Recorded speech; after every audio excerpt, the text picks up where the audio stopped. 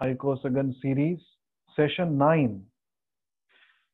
Today's topic is self-control. So let us begin today's session with a few prayers.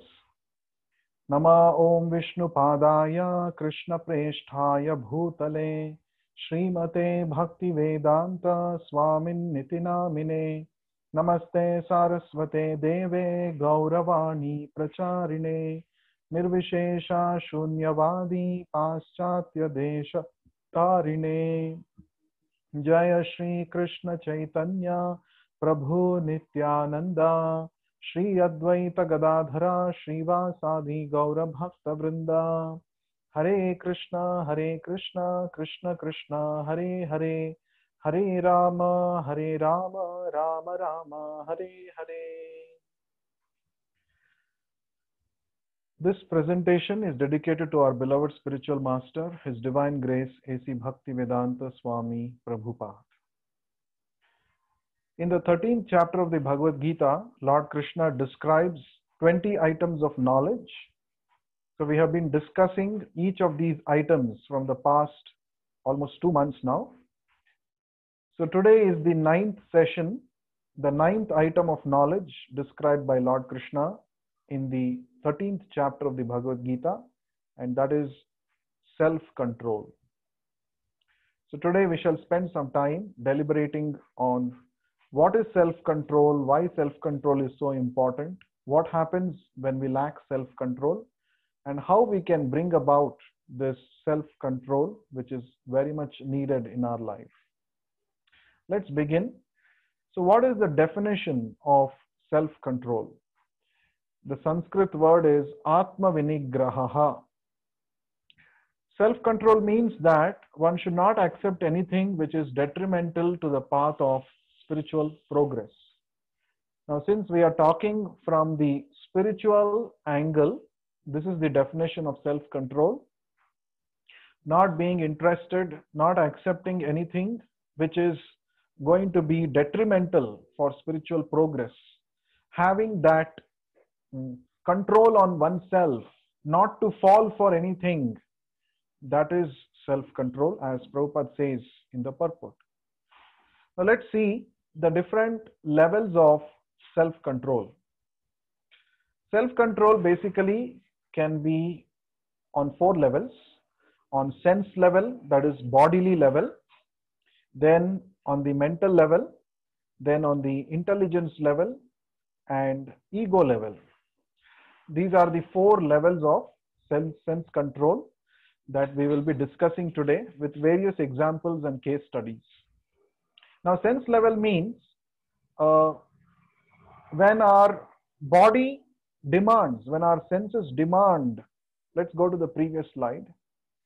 When our senses demand something to be supplied to it, and we know it is not good for me, now there is the sense level of self-control. For example, let's say you had a heavy lunch, and immediately after that, somebody is bringing some lot of sweets. Now you know that if you take that, your body health will get spoiled. So you need to exercise a certain self-control on your body level. So that's the sense level of sense control, self-control, right? Or for that matter, sleep. Sometimes we oversleep. So it's going to affect the body.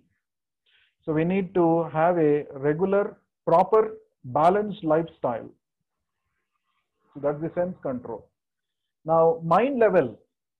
Mind level means what kind of thoughts we are going to think. What will be the inputs given to my mind? I should be able to have a great level of control over that. Becoming angry too much is an example of lack of self-control on the mind level. And intelligence means all about making decisions, decision making. So how when our intelligence is on the right track, it is properly, it is controlled, then we make good decisions, right decisions at the right time. And then ego level, of course, ego means identifying oneself with the body, false ego. So being free from the designations, being freed from the pride that comes along with our positions, designations. That is self-control on the ego level. So these are the different levels of self-control. Now let's talk about what will happen when we lack self-control on each of these levels. Let's move forward. So what happens? What is the result of lacking self-control on each of these levels? First, we'll talk about the sense level. Okay. First one example that is given in the scriptures is that of a fish, Meena. So we all know this fish, how the fisherman catches a fish. He puts a bait, a hook with one worm at the end of the hook, and this fish falls for the taste of the worm and then goes and gets caught in the bait. So this example is given in the scriptures to tell us the importance of controlling our sense of taste, tongue. If we don't have control over our tongue, especially in terms of tasting varieties of food, then here is an example that we should learn from the fish. Fish goes for the taste, but finally ends up losing its life. The second example is the next sense example. Shall we move forward, Santosh? Is a deer. In the forest, a hunter plays some very nice music and the deer gets stunned because of the music.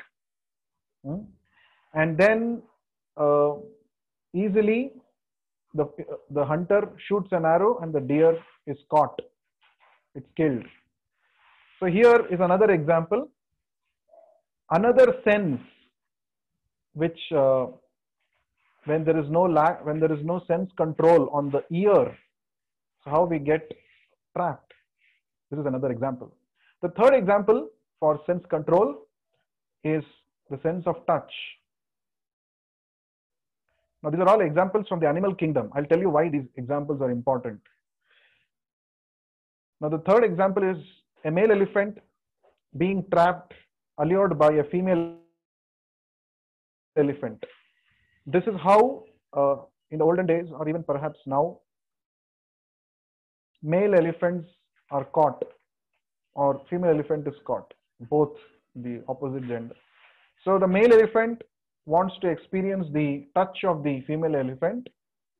So an arrangement will be made. A trained female elephant will be made to walk, and then very tactfully the female elephant will lead the male elephant into a ditch, into a pit where the male elephant will get caught. So here the sense of touch is the one which is tricking it, right? Now the next example, fourth example of a fly. We all have seen this. Flies usually they get attracted to a source of light, a candle flame or a lamp flame. So they get attracted by this and they get consumed by the same fire. It looks very attractive for the fly. The fire looks very attractive, but very little does it know that the very same attractive fire will consume it up, will burn it to ashes. Next, fifth example, lack of sense control from the animal kingdom. The fifth example is a honeybee getting trapped in lotus. So the honeybee gets very much attracted to the fragrant lotus flower, and it will be simply hovering around the lotus flower for getting the honey. But then once the sun sets, the lotus closes itself and then the bee gets trapped into the lotus. Here is an example of another level of sense control. I mean, another sense which leads to getting trapped. So the scriptures say that each of these examples, like the elephant getting trapped because of the sense of touch, the fly getting trapped because of its lack of control on the sense of sight, seeing, etc. All these things, these animals are their animals. They don't know after all that it is dangerous. But what about human beings? If all our five senses are not controlled, then what happens is our case will be worse than these animals, isn't it? So therefore, when we lack self-control on the sensual platform, we get trapped by very gross traps, right? Like for example, when somebody is too much attached to taste of food, so he eats so much without any control, and finally his health will get spoiled, isn't it? That we have seen in our day-to-day life. We might have also experienced. So sense control is so important, right? These examples show us that. The next one is the mind level of self-control. Let us go to the mind level. Now, uncontrolled mind leads to downfall, because a mind has such a power that mind can convert heaven into hell or hell into heaven. Either way is possible by the mind. It's all with your thoughts. Yad bhavam tad bhavati. What you actually think, that is how you see world around you. That is how you interact with people around you. Therefore, your thoughts play a major role. So mind control is so important. So much so that Krishna himself has stressed in the Bhagavad Gita. If you don't control your mind will be the greatest enemy for you. Now let us see some examples from the scriptures. What happened to people who failed to control their mind? This is a classical example. Sage Vishwamitra, who was very austere, had a lot of sense control. He was performing tapasya, but when Menaka came to allure him to break his tapasya, just by hearing the ankle bells of Menaka, he fell trapped. He was trapped. His meditation broke. All his years and years of sadhana got destroyed within few seconds. So this is because of lack of control on the mind. See, remember, Vishwamitra was a great sage, and he had performed years and years of tapasya. He had such great control over his bodily urges. He was fasting. He would not eat anything. And as far as sense control is concerned, he was expert. But mind was not controlled. So that's why as soon as he saw Menaka, immediately he became victimized. See, he fell down from his position. Another example that we can see from the scriptures for lack of mind control is Saubhari Muni, again a great sage. He had such great expertise in breath control that he thought that if I stay on the land and do meditation, there'll be a lot of disturbances. So let me go under the river. So he controlled his breath. He was sitting on the river bed and he was doing meditation. But as soon as he saw a male and a female fish mating with each other, immediately he got agitated with lusty desires and his meditation broke. In fact, he became so much agitated that he at once gave up his brahmachari life and he got married. Now, of course, it is a temporary setback for both Vishwamitra and Saubhari Muni, because later they achieved what they wanted. But this setback definitely was a major setback for them. So this demonstrates how if we do not control our mind, it can actually take us away from our desired goal. Okay, now let's go to the third level of self-control, that is intelligence level. Now, as I mentioned earlier, intelligence is that faculty in us which helps us to make right choices and decisions in life. So with proper intelligence, we have the right discrimination. We will be able to discriminate what is good, what is bad for us. But if the intelligence is not properly trained, or if there is no self-control on the intelligence level, then we end up making wrong decisions, wrong choices in life, and later we may regret also. Now, intelligence, for lack of intelligence, there are two nice examples from scriptures. The first one, the example is, can we see the example? Yes, the example of Vali and Sugriva. Now we know both of them were brothers. They had very good understanding between each other. But one incident actually broke their relationship, broke the trust, mutual trust that they had. There was a demon named Dundubi who came and challenged Vali, and Vali entered into a duel, a fight with Dundubi. They both entered into a cave and they were fighting continuously. And after a few days, Sugriva and others were actually waiting outside that Vali will come back.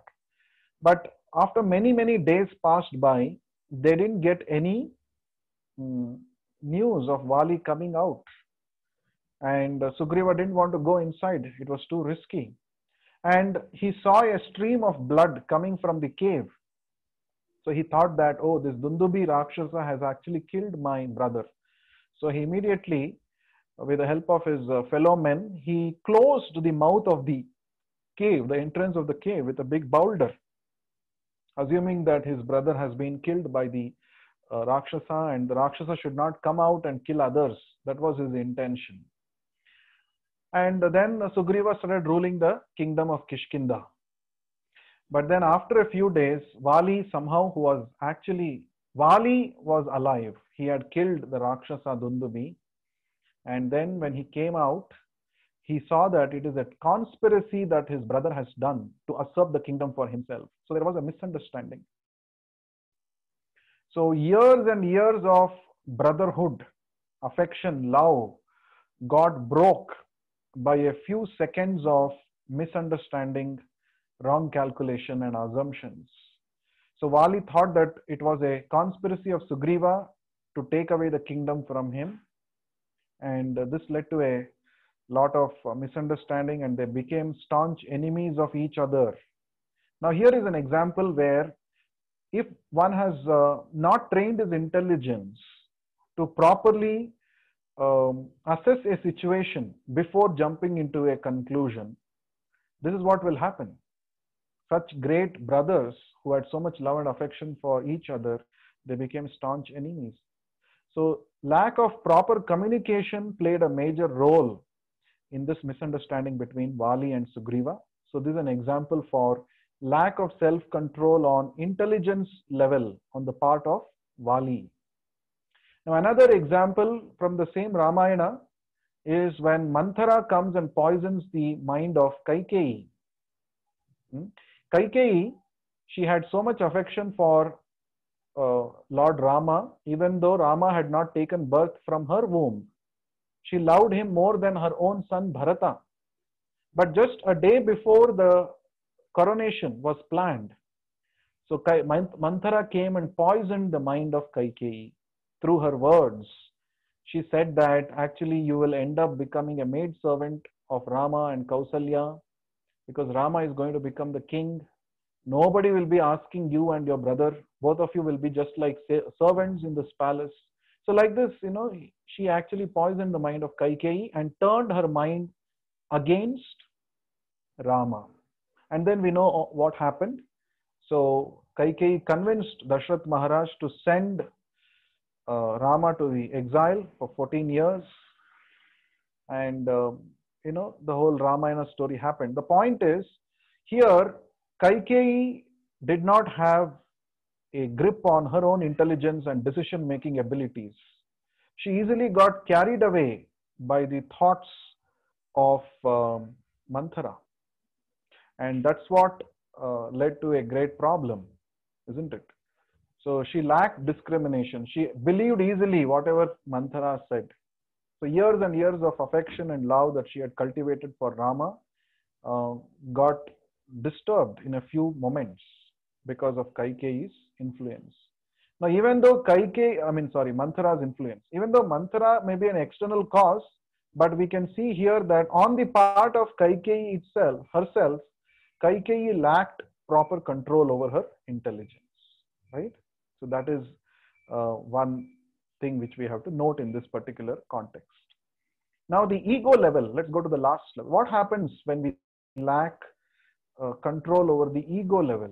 So, ego covers our knowledge. When there is no proper control over our ego, or in other words, we misidentify ourselves to be something which we are not, then it covers our real knowledge.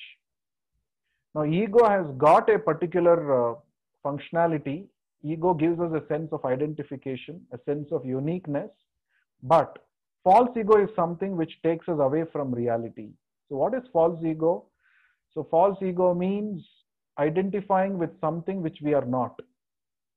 And the root of all this is identification with the body. We are actually not the body, we are soul, but we believe that we are the body. This is false ego. And since we believe that we are the body, we also end up believing that we are the designations which come along with the body. And these designations, we become so, we blind because of the pride that comes along with these designations that we even oversee what is truth. Now, this happened 5,000 years ago when Krishna was personally present. This happened with Indra. When Krishna was personally present on this earth, Indra mistook the Supreme Lord Krishna to be a mere cowherd boy. And he challenged the authority of Krishna. And that's how Krishna wanted to break this pride which had blinded Indra. So Indra was humbled by Krishna when Krishna demonstrated the Govardhan Leela by lifting the Govardhan hill against the torrential rains sent forth by King Indra. So here what happened? Indra was puffed up. He was too proud of being a very powerful Devata.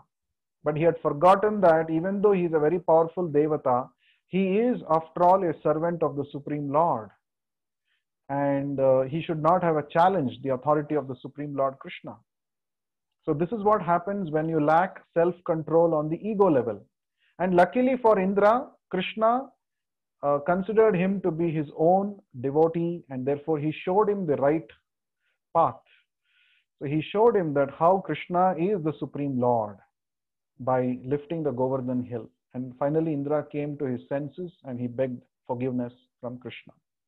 So these are the different anecdotes or stories, pastimes from the scriptures which demonstrate what happens when we lack self-control. So we saw examples for lack of self-control on the sense level through various examples from the animal kingdom. Then we saw mind control, then we saw intelligence level, and this is the ego level.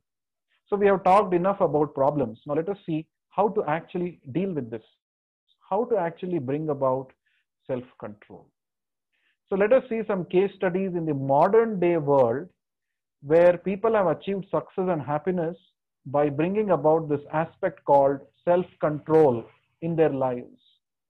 The first example is on the sense level or the body level.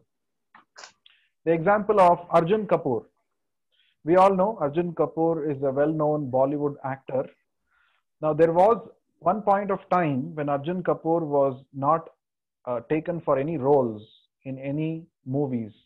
That was because he was too fat and he didn't have a proper figure, So therefore he was rejected by almost all the film directors and producers. He didn't get a chance. But then he took it as a challenge. He actually went on a heavy diet and he did consulted a dietitian. He had his own exercise programs and all that, because of which he came back to shape, and then he got a lot of offers and he did many good blockbuster movies also. So from this example, we see that by self-control, one can achieve success and happiness. We are not talking about spiritual life at all here. Even if one wants to attain material success, it is very important for one to have self-control. So that is demonstrated here on the bodily level by this actor Arjun Kapoor. Now the second example on the mind level, I would like to give the example of Gandhi ji. Now Gandhi ji, when he was traveling in South Africa in a train, even though he had a reserved ticket for himself, but he was thrown out from a moving train just for the reason that he belonged to the black community, or he was not from the white community. So this discrimination based on race was very much prevalent in South Africa and in many parts of the world during that time.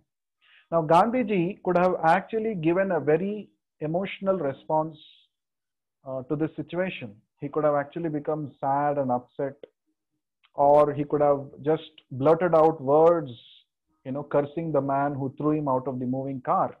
But differently, what Gandhiji did was, he thought, because he had a control on his mind and thoughts, he didn't give a quick reaction, but rather he thought, okay, like me, there are a lot of people who are being harassed every day. Can I do something for them? Now, this inspired him to start the non-violent method of agitation, that is Satyagraha. So he actually employed Satyagraha against apartheid, racial discrimination in South Africa. And the same Satyagraha he came and also applied in India against the British rule, and he was very much successful in his attempts. Right?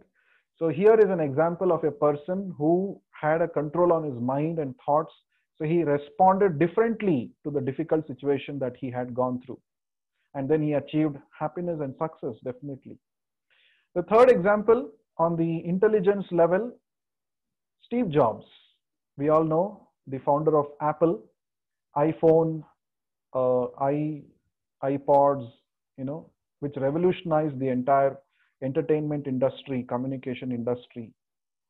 So we know how he began in a very humble manner, but then he became a victim of a conspiracy of his own company members who threw him out of his own company. See, anything can happen in this world. You may work very hard and build a big company, an empire, but you may be a victim of a conspiracy. Your own people who used to literally worship you can actually throw you out of your own house, your own company. That literally happened with Steve Jobs. But luckily for him, he made the right decisions, by producing some good movies, and then through the movie animation company, he again got into the Apple as an interim CEO, and then we know how he came back. So by making the right decisions, he actually came back successful, happy. So this is an example of a person who had control on his intelligence, decision-making ability. And the last one is the example of Amitabh Bachchan.